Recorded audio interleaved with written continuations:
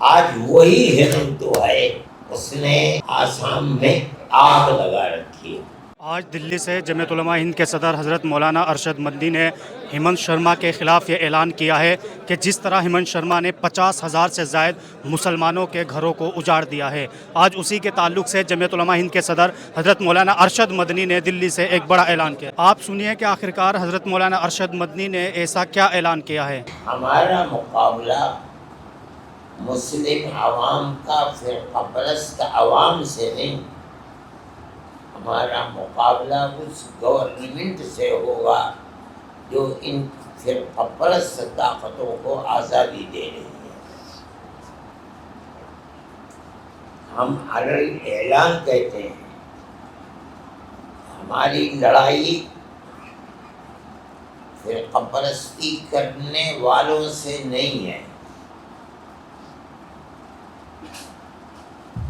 دنیا ہے، ملک ہے جس کے اندر 1.5 ارب لوگ رہتے ہیں، ذہنوں کے اوپر کس کے پابندی لگائی جا سکتی ہے؟ گورنمنٹ نہیں لگا سکتی، ہم کیا لگائیں گے؟ لیکن ہم اگر ان کے ساتھ اور وہ ہمارے ساتھ سڑکوں پر لڑائی لڑیں گے تو ہم یہ سمجھتے ہیں کہ یہ چیز ملک کے لیے بھی نقصان دہ ہے، ہمارے لیے بھی نقصان دہ ہے۔ ہم ملک کی آزادی کے بعد سے آج تک حکومت سے لڑتے ہیں، جو اس فرقہ پرست ذہنیت اور طاقت کو کھلا میدان دیتے ہیں۔ انہیں اگر چور کے ہاتھ کو پکڑنا ہے نہیں پکڑتے، انہیں اگر قاتل کو قتل کی سزا دینی ہے نہیں دیتے، ان کو اگر مسلمان کی مخالفت اور بے عزت کرنا ہوتا ہے، گورنمنٹ اس میں تساہل برتتی ہے، نہیں کرتی۔ ہم اس گورنمنٹ سے لڑتے ہیں جو ملک کے آزادی میں کسی بھی اقلیت یا اکثریت کی آزادی کے اندر دخل دیتی ہے اور اس کی آزادی کو روکتی ہے۔ ملک کی آزادی سے لے کر آج تک جمعیت علماء کا کردار یہی رہا ہے۔ ہو سکتا ہے کہ آپ میں سے کسی کو اس کے اندر کچھ خدشہ ہو، مگر میں آپ کو بتاتا ہوں تاکہ آپ کا ذہن صاف ہو جائے۔ آج مسئلہ ہے مثال کے طریقے پر آسام میں مسلمان کی بربادی کا۔ آسام کا چیف منسٹر، اس نے یہ چاہا کہ سارے ہندوستان سے الگ، چاہے وہ دلی کی گورنمنٹ ہو چاہے آسام کی صوبائی گورنمنٹ ہو، سب نے مل کر یہ طے کیا ہے کہ بنگلہ دیش کی جنگ کے بعد، مشرقی پاکستان کی جنگ کے بعد، جب ادھر اور ادھر ٹھہراؤ آ گیا اور اندرا جی کی پالیسی کے مطابق کانگریس پاکستان کے ٹکڑے ہو گئے، تو بیٹھ کر کے طے کیا کہ سارے ہندوستان میں ہندوستانی ہونے کی بنیاد سب سے پہلی مردم شماری سن 51 کی ہوگی، لیکن آسام کے اندر یہاں آسامی ہونے کی بنیاد سن 71 ہوگی۔ بنگلہ دیش بن گیا، پاکستان کو نقصان پہنچا دیا، ٹکڑے ہو گئے پاکستان کے۔ اب چیف منسٹر تو اس گھرانے اور اس خاندان کا فرض ہے کہ جس نے روٹیاں توڑی ہیں ہمیشہ کانگریس کی، لیکن ذہن دماغ RSS کا تھا.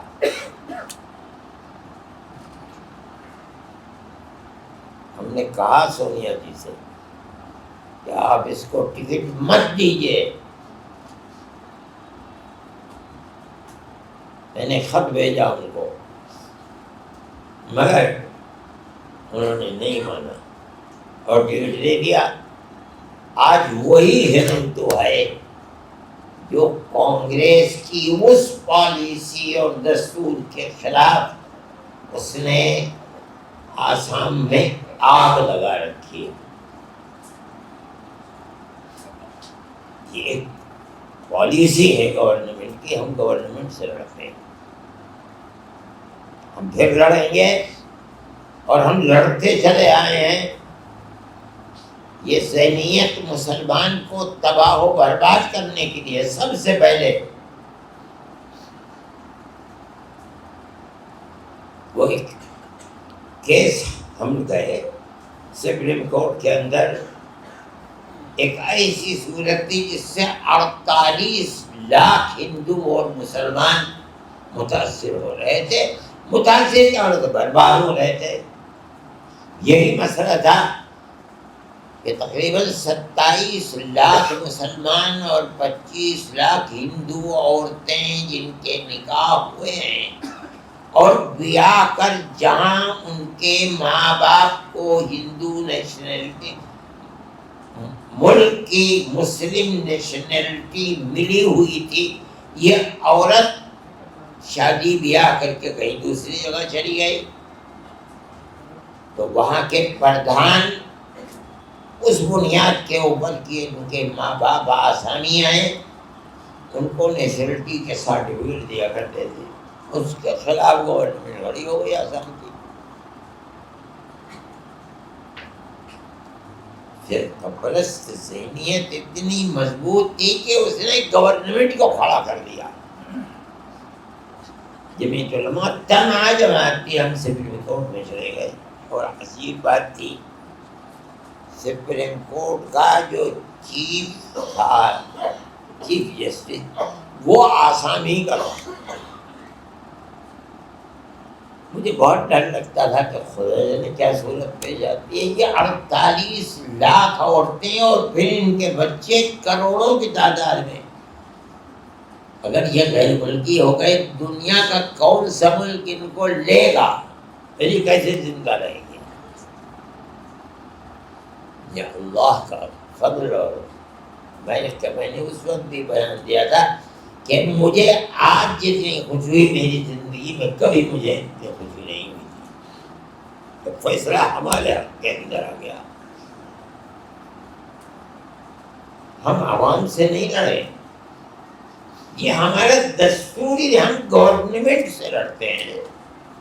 یہ گورنمنٹ کا فرض ہے کہ وہ مسلمان کو جینے کا حق دے.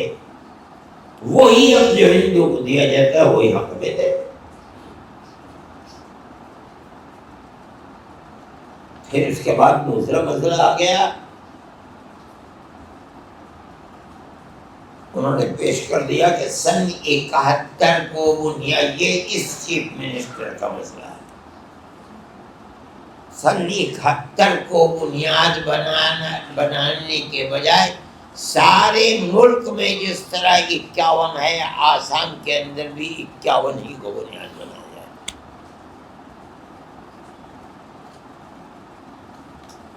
اگر 51 بنیاد بن جائے تو لاکھوں میں نہیں کروڑوں کے اندر مسلمان تباہ ہو کر کے رہ جائے گا. نہ وہ بنگلہ دیش کا رہے گا، جا نہیں سکتا ہے، نہ ہندوستان. جس طرح فلسطین کی زندگی، نہ انہیں ووٹ دینے کا حق ہے، نہ گورنمنٹ کی ملازمت حاصل کرنے کا حق ہے، وہی زندگی آسام کے اندر مسلمان کی بن جاتی ہے. جمعیت علماء تنہا وہ جماعت ہے جو سپریم کورٹ کے اندر گئی اور ہم نے جا کر کے مقدمہ کیا. اللہ کی قدرت ہے، خدا کا فضل ہے، ان غریب بے سہارا لوگوں کے لیے اللہ کا انعام ہے کہ فیصلہ 100% مسلمانوں کے حق میں آیا، اور یہ فیصلہ ہو گیا سپریم کورٹ کا کہ آسام کے اندر نیشنلٹی ہندوستان کی بنیاد 71 ہے، سارے ملک کے اندر 51 ہے، ٹھیک ہے؟ کروڑوں مسلمان ملک کے اندر رہا اور ہے اور انشاءاللہ رہے گا۔ اب آج کی صورتحال ہے، پھر وہی مسئلہ ہے، میں سمجھتا ہوں کہ چیف منسٹر کو سپریم کورٹ کے اس فیصلے سے بڑی سخت چوٹ لگی، جیسے دیوانہ ہوتا ہے اس طرح ہو گیا۔ مگر جمعیت علماء کئی سڑکوں کے اوپر نہیں آئی، یہ جمعیت علماء کے اکابر کی پالیسی ہے، اور پھر وسائل کو اس نے کھڑا کر دیا۔ وہ زمینیں، جن زمینوں کو یہ حقیقت ہے کہ وہ زمینیں مسلمانوں کی اپنی نہیں ہے، نہ ہندوؤں کی، جو ہندو ہیں وہ بھی پہاڑی زمینوں کے اوپر اپنے مکان بنائے ہوئے ہیں، جو مسلمانوں نے بنا رکھا، اور یہ مکانات 50 سال سے بنے ہوئے ہیں، رہے ہیں وہاں، مدارس بھی ہیں، مساجد بھی ہیں۔ 80% کہا جاتا ہے کہ مسلمان ہیں، 20% ہندو بھی ہیں۔ گورنمنٹیں آتی جاتی رہی، گورنمنٹوں نے انہیں بجلی دی، پانی دیا، سڑکیں دی، کبھی اس کو چھیڑا نہیں۔ اب دیکھو، ملک کا ایک قانون ہے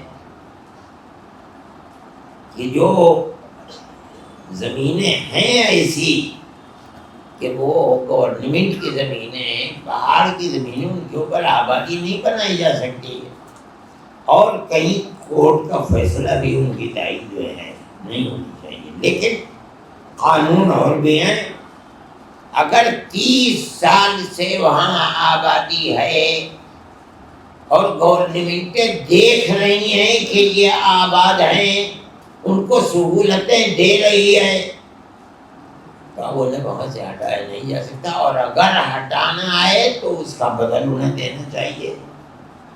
یہ گورنمنٹ کی کمزوری ہے، دغابازی ہے کہ 50,000 مسلمان کو اجاڑ کر کے رکھ دیا اور ان کو زمینیں نہیں دی گئی ہیں۔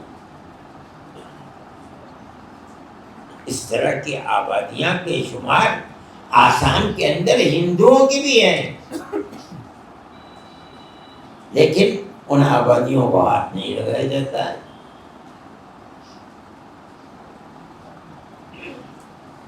میرے بھائی، جمعیت علماء پھر اس کی تیاری کر رہی ہے، قریب ہم پھر سپریم کورٹ جائیں گے اس کے لیے۔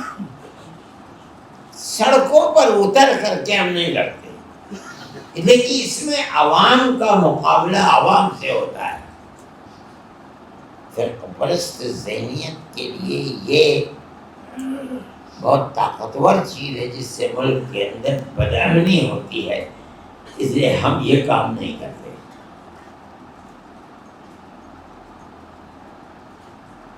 مسئلہ NRC کا پھر اٹھ رہا ہے، حالانکہ فیصلہ ہو چکا۔ 71 وہاں نیشنلٹی کی بنیاد ہے، اس سے پہلا فیصلہ بھی ہو چکا۔ جو آدمی بھاگ گیا تھا اس وقت وہاں سے، اس نے پھر اس وقت یہ دیکھ کر کہ گورنمنٹ اس وقت فرقہ پرست ذہنیت کی ہے، پھر اس نے اس مسئلے کو اٹھانے کی کوشش کی ہے۔ ہم نے ارادہ کیا ہے اور عنقریب ہم پھر سپریم کورٹ جائیں گے۔ اور ہمیں خدا کی ذات سے توقع ہے کہ ہمیں کامیابی ہوگی. اس ایک بڑی کامیابی ہو چکی ہے انشاءاللہ، تو پھر دوبارہ کامیابی ہوگی. جمعیت علماء کا مسئلہ ہمیشہ اختلاف کا گورنمنٹ سے ہوتا ہے، افراد سے نہیں ہوتا. اگر افراد کی طرف سے کوئی چیز سامنے آتی ہے تو بھی ہم اس کا حل کورٹ سے کراتے ہیں. بہت سے مسائل بڑے مدرسوں کے مسائل ہیں، مثال کے طریقے پر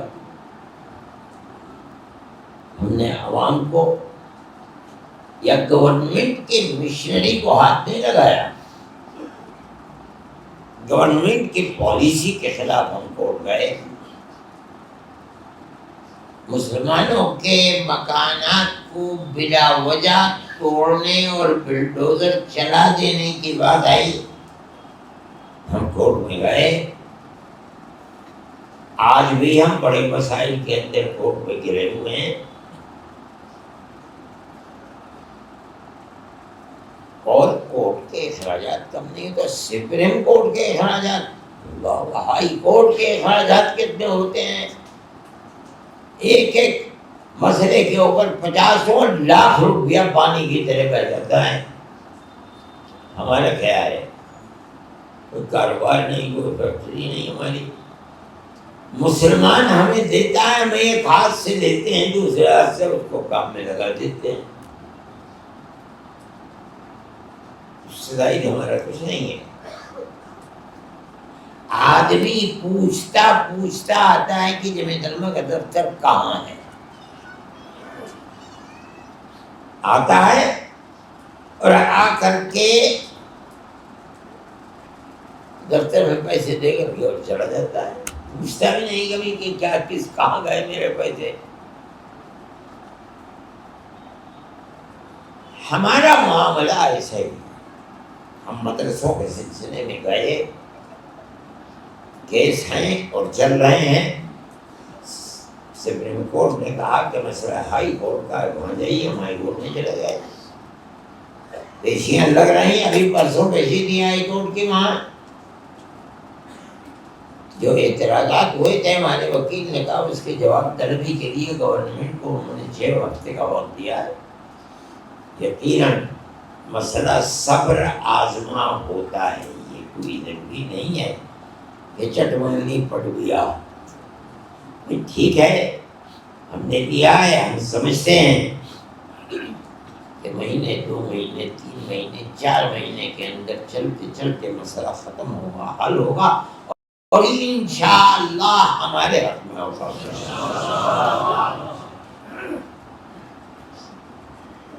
ہر مسئلے کے لیے ہم یہ سمجھتے ہیں کہ جہاں تک کورٹ سے بچ سکتے ہیں بچے. یہ کوئی ضروری نہیں ہے کہ ہر مسئلے میں ہر وقت کورٹ میں چلا جائے. آدمی کبھی ٹھوکر بھی کھا سکتا ہے. مان لیجیے قانون نہیں ہے، کورٹ کے اندر جو بیٹھی ہوئی ہے ٹیم اس نے ہمارے خلاف فیصلہ، اب وہ قانون ہے، اب کہیں کچھ نہیں ہو سکتا. اس لیے جو چیز کھلے ہوئے دستور کے خلاف ہے، جو حقوق ہمیں ہندوستان کے دستور نے اقلیت کی حیثیت سے دیے ہیں، اور وہ ہمارے اکابر جمعیت علماء ہی کی کوششوں کے صلے میں آئے ہیں. ہم نے کھڑے ہو کر کے یہ بات کہی، مولانا ابوالکلام آزاد نے کہی، حضرت مدنی نے کہی، گاندھی جی سے کہی، جواہر لال سے کہی، اور آزادی کے بعد نہیں، آزادی سے پہلے سے بار بار جمعیت علماء یہ کہتی چلی آئی ہے کہ آزادی قریب ہے، ہم تمہارے ساتھ ہیں. یہ وعدہ کرو کہ ملک آزاد ہوگا تو دستور سیکولر بنے گا. اور ہمارے پاس تحریریں موجود ہیں کہ کانگریس یہ ہمیں یقین دہانی کرتی چلتی ہے کہ مسلمانوں کی مدری اور ان کا کلچر، ان کی زبان، ہر چیز محفوظ رہے گی آزادی کے بعد۔ دستور کی وہ شقیں جن کے اندر بحیثیت اقلیت کے مسلمانوں کا دین، ان کے دینی ادارے، ان کا مذہب، ان کی تبلیغ زندہ رہے گی، ہندوستان کے دستور کے اندر ہے۔ جب کبھی گورنمنٹ کا کوئی شعبہ اس کے خلاف کھڑا ہوگا، ہم سپریم کورٹ جائیں گے اور یقیناً اس دستور کی بنیاد کے اوپر فیصلہ ہمارے حق میں آئے گا انشاءاللہ۔ جمعیت علماء کا یہ کردار ہے اور ہر چیز کے اوپر ہے، ہر مسئلے کے اوپر ہے، چاہے وہ مدارس کا مسئلہ ہو،